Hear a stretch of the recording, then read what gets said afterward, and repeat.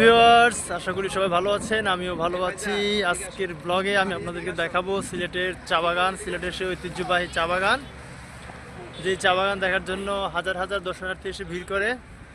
তো সেই চা বাগানের সৌন্দর্য আপনাদেরকে দেখাবো আমি আমার ফোনের ক্যামেরা দ্বারা যতটুকু সম্ভব হয় সবাইকে দেখাবো। আপনারা আমার পাশে দেখতে পাচ্ছেন চা বাগান দেখা যাচ্ছে, পাশে সাদা সাদা গাছ, বিভিন্ন গাছ রয়েছে, যার কিছুটা অংশ চুন দিয়ে সাদা করা হয়েছে।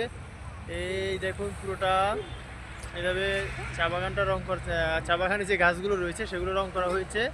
আমি আপনাদেরকে এবার আমার ফ্রন্ট ক্যামেরা ব্যাক ক্যামেরা দিয়ে কিছুটা দেখাবো। আপনারা আমার ভিডিওর সাথে যুক্ত থাকবেন। তো ফ্রেন্ডস, এটা হলো সেই চা বাগান। দেখুন আপনারা যতদূর চোখ যায় বিশাল বড় মাঠ নিয়ে এই চা বাগান। এই হলো চা পাতা। চা পাতা দেখতে অনেকটা আম পাতার মতো লাগে। হ্যাঁ, তারপরে আপনাদেরকে দেখাচ্ছি এই পাশটা। দেখুন বিশাল, এই হচ্ছে মেইন রোড। মেইন রোডের অপোজিটেও কিন্তু চা বাগান রয়েছে। এই কত চা বাগান, শুধু চা বাগান। আপনারা দেখতে পাবেন ওইখানে চা বাগানে মানুষ ঘুরতেছে, ছবি তুলতেছে। এই যে পর্যটক ঘুরছে, ছোট পর্যটক। দেখুন চা পাতার গাছ, চা পাতা গাছের গোড়ায় গোড়ায় নাকি সাপ থাকে শুনেছি। তাই যখনই আপনারা চা বাগানে প্রবেশ করবেন অবশ্যই কেডস পায়ে দিয়ে যাবেন বা সুজুতা পায়ে দিয়ে যাবেন।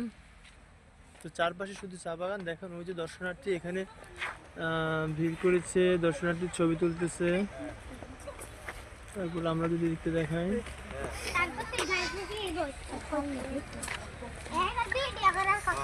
এটা হচ্ছে সেই চা বাগান। এই যে আমাদের শিক্ষার্থীরা সামনে এগিয়ে যাচ্ছে।